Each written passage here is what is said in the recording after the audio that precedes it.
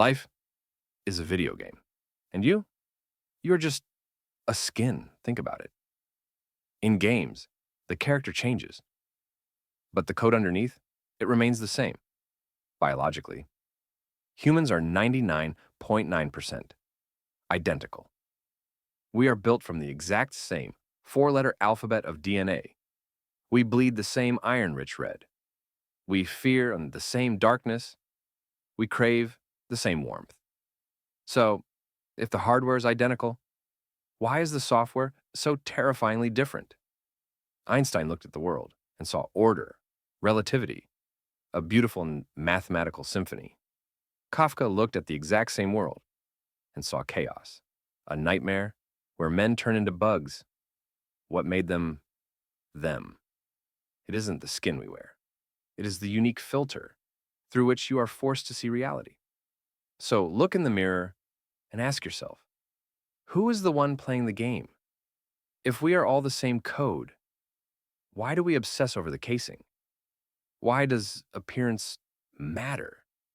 It is the oldest glitch in our system, the halo effect, millions of years ago. Your ancestors didn't have time to interview a potential mate. They had milliseconds to judge survival. Clear skin meant health, symmetry meant good genetics. We are programmed to trust the beautiful. We assume the pretty skin hides a better player. It is a biological cheat code. But here's the cruelty of the game. You can change the skin on, but you cannot change the signal. We are attracted to certain people not just because of how they look, but because their trauma fits our trauma. Their madness dances with ours. We don't fall in love with a person.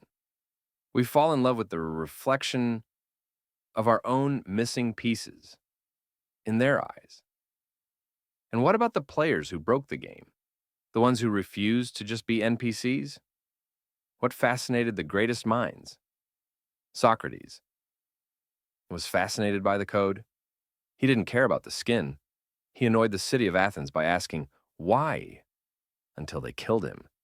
He realized that the game had rules and most people were just sleepwalking through the level. Napoleon? He was fascinated by scale. He realized that if you exert enough will, the game bends around you. He wasn't physically imposing, the skin was small, but his software was designed for total conquest. Aristotle was fascinated by the mechanics. He wanted to take the console apart to see how it worked. They were all playing the same game as you. The difference? They knew. They could rewrite the rules. But how did we end up like this? Why are we the only species that questions the simulation? Evolution requires survival. But consciousness? Consciousness is a burden. We happen to be the apes that woke up. Somewhere along the line, our brain became too powerful for its own good. We stopped worrying about predators in the grass and started worrying about our place in the cosmos. We crave the unknown because the known is boring. The code is static. We look for the anomaly. That is why art, horror, and mystery fascinate us. They remind us that the game isn't finished yet. They are the content that makes the mundane bearable. We are attracted to what we cannot understand because deep down, we are terrified that we are simple to understand. So, we return to the mirror. You have the hardware of a primate. You have the software of a god. You are stuck in a skin that ages, driven by a mind that craves eternity. Why are we like this? Because the universe wanted to know itself. You are not the skin. You are not the job, the car, the face, or the anxiety. Those are just the stats of your character. You are the observer, behind the eyes. So, if life is a video game, are you going to play, or are you just going to be played?